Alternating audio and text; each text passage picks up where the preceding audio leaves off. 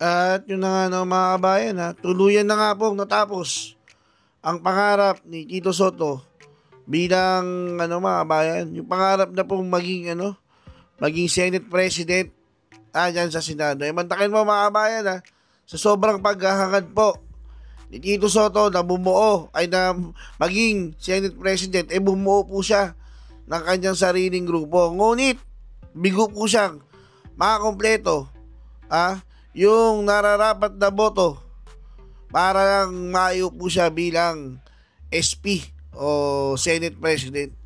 Ang nakuha lamang niya po na bilang, apat lang po mga kabayan ha. Sino-sino po sila? Si Zubiri, si Lacson at Legarda mga kabayan. O isama mo na si Soto, apat lang po sila. Bigo po siyang makakompleto yung 13.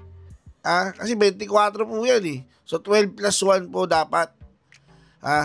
Dito po makikita natin na yung mga kasama po dyan ni Soto, yung mga senador po dyan, sawang-sawa na po sa mga galawan neto ni Tito Soto na piling magaling sa politics. Hindi naman po gumraduate ng law.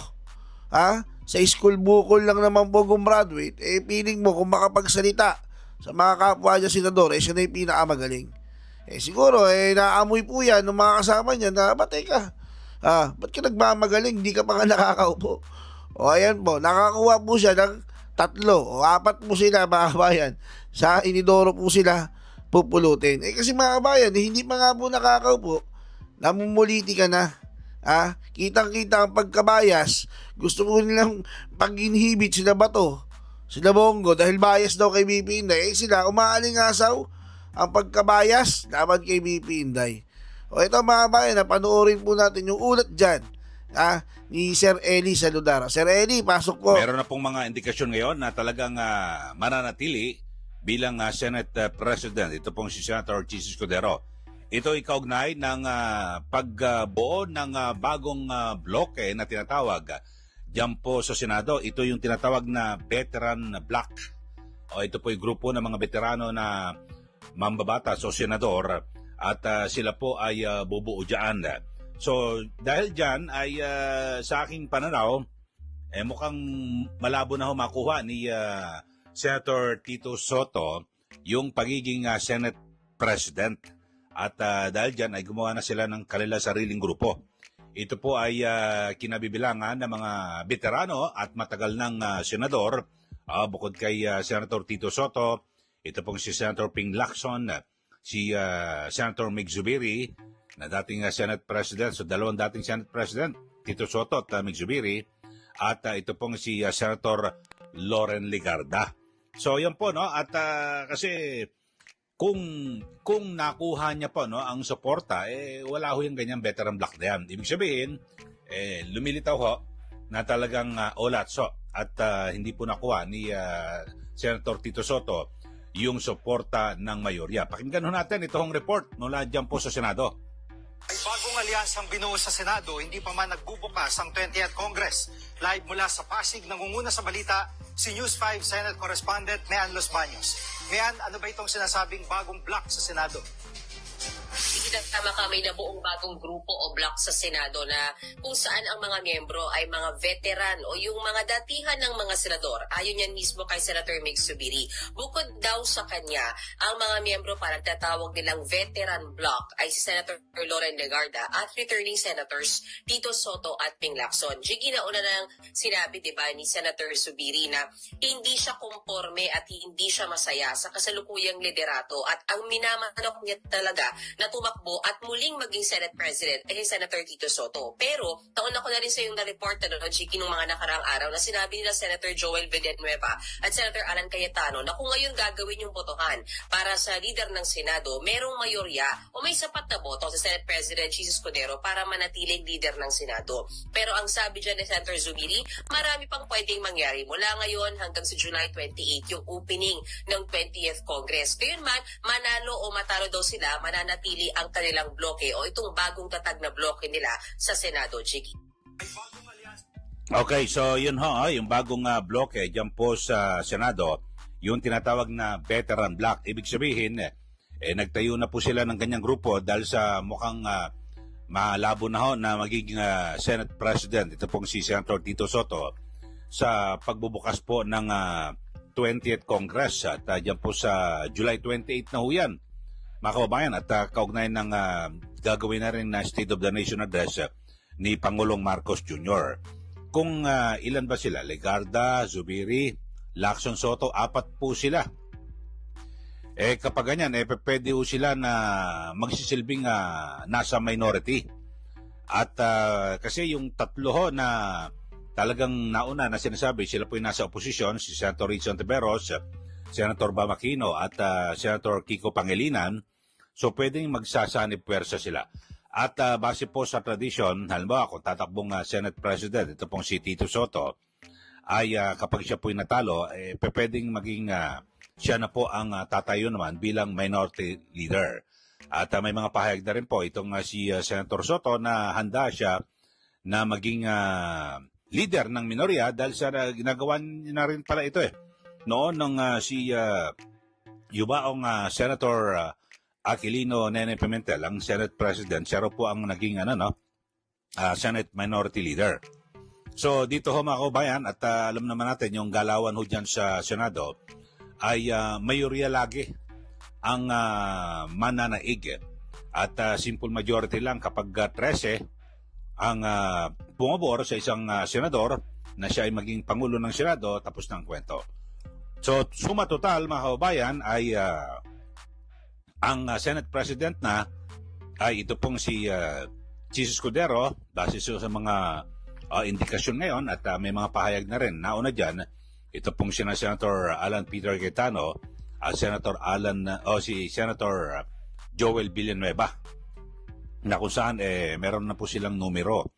At maging na-interview ko rin itong si Senator Erwin Tulfo, at binabanggit niya na doon sila kay Jesus Cordero dahil sa napagkasunduan nilang magkapatid na si Senator Rafi Tulfo na sila po ay sasama sa majority, sa mayorya. So lumilitaw, talagang wala na kuha na po ni SP Jesus Cordero yung nasabing posisyon. Ganyan naman to talaga mga kababayan. At yung sinasabing Duterte Black ay nakuha na rin ni SP Jesus Cordero, di ba? Kilala niyo naman yung Duterte Black, Senator Marcoleta, Bongo, De La Rosa, Bato de la Rosa, Robin Padilla.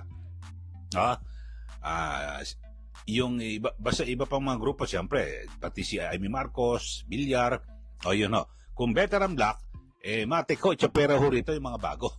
Yan sina Villar, Tulfo, at siguro yung mga Barcoleta, matik na ho. So sila na lang ho ito mga kababayan. At inaasahan natin na mas magiging maganda at sabihin natin magiging malusog at masigla yung talakayan dyan po sa Senado. Importante lang siyempre dapat ho manaig yung talagang yung interest po ng taong bayan. So kayo ho mga kababayan, kasi ang mga aligasyon ay di umano maniobra raw ni SP Jesus Cordero yung pagpapaantala di umano sa impeachment trial ni VP Sara Duterte. Pero ako naniniwala ko dito kay SP Cheese kasi abogado rin ho ito mga kababayan, at matitindi ho ang mga magsasanib puwersa dito po sa mga abogado. Yung veteran Black, parang walang abogado ho doon ni isa man. Kasi si Senator Lacson, hindi naman abogado, naging general. Si Senator Tito Soto, hindi rin abogado. Si Senator Mig Zubiri, hindi rin abogado. Di ba? Tapos si Senator Legarda, hindi naman abogado, broadcaster. So yung 4 na veteran Black ay hindi abogado. Bawal ang abogado sa kanilang grupo. Mga kababayan. Ganyan man, ay siyempre hindi rin matatawaran yung kanilang talino at galing dahil sa marami na sila napatunayan, matagal na rin po sila na naging mambabatas.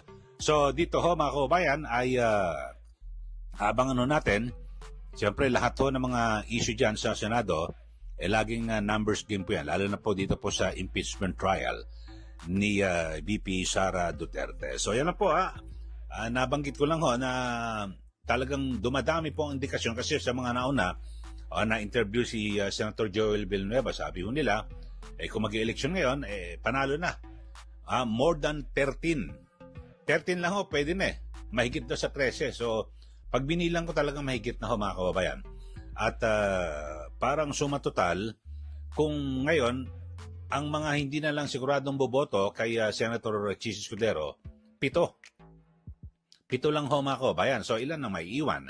24 ho sila mga kababayan, di po ba? So, kung 7, ilan sila? 17. Ang boboto pabor kay SP Chis Escudero. Kasi yung 7, yung 3 ho na kilalang nasa oposisyon, ito pong si Ontiveros, Pangilinan at Bamakino. Tapos yung 4 na veteran block, 7 sila. So yung naiwan, nandun ako kay SPG. So yun po, maliwanag na ho mga kababayan. At least wala na ho ngayong labanan. At kasi ako naramdaman ko rin yung ganyang mga indikasyon nung nagsimula ng umatake at bumatikos at questionan birahin ni Senator Soto yung mga galawan noong 19th Congress. So doon ho nalaman na ho natin na tapos na ang boxing. At nakuha na po ni SP Chis yung mayorya ng mga senador. Sa aking bilang ay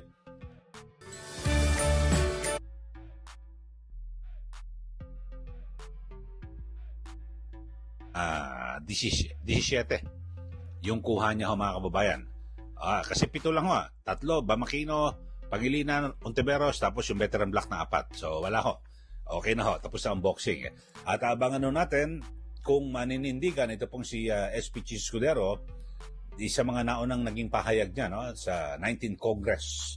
At kung saan talagang pwedeng ma-dismiss yung kaso ho na impeachment laban kay VP Sara Duterte kapag meron pong nagmosyon at magbibilangan. Ulitin ho natin, numbers game, kapag simple majority lang ho kapag 13 ang pumabor, tapos na ang boxing. Paano 17 ho sila?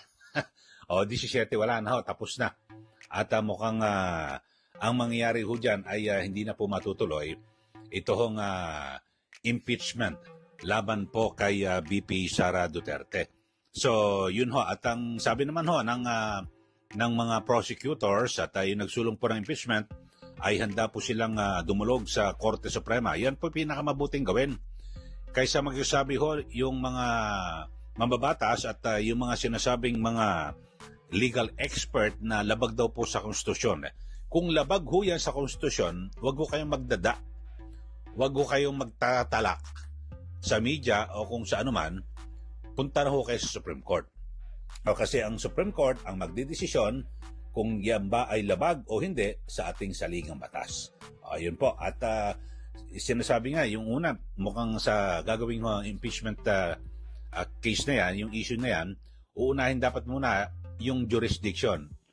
May jurisdiction ba ang Senado para dinggin ito pong kasong ito, sabi nga ni Senator Alan Peter Cayetano. So abangan natin mga kababayan. So ang bilang ko ho ay 17 ang nasa kampo ho ni Senator Chis Escudero, 17 silang lahat. So 7 ho ang nasa opposition. So malabo na ho. Hindi po nila kakayanin na makabuo ng isang desisyon na ibabasura o hindi, i-acquit o i-convict ito pong si VP Sara Duterte sa impeachment court. Yan lang ho. Okay, so kayo po, ano yung pananaw nyo mga kababayan? At dito ho sa isyong ito. So malabo na ho, no? Kung 17 na po ang mayorya, sila na po masusunod. Kasi bilangan ho yan, laging bawat may issue pwedeng mabutuhan. Simple majority, 13 lang ho. Okay? Di ba mga kabayan, di ba? Kitang-kita naman po ganoon talaga. Kapag bago ka pa lang, di ba? Kasi tawag dyan kila Tito Soto, bagong luma. Lumang-luma na sa senador. Pagiging senador, wala pa rin pong pinagbago ang ating bansa. Tapos tumakbo ulit. Nakachambang nanalo. Di bagong luma mga kabayan. Pag mga ganyan, matik na. Wala na naman pong gagawin yan sa Senado. Magpipiling na naman po yan. Yan ang napapala mo. Kung noon, nabubola mo yung ilang sa mga kasama mo at ang taong bayan. Ngayon, hindi na. May Facebook na Kaya nga itong gobyerno to, gustong kontrolin yung Facebook, mga kabayan. Kasi dahil sa Facebook, tumatalino yung taong bayan eh. Nakikita yung mga mali nila. O ayan ang napapala mo. O mga kabayan, kung bago ka pa nga sa akin channel, huwag mo kang kalimutan i-hit ang like at subscribe button ha. Paalam!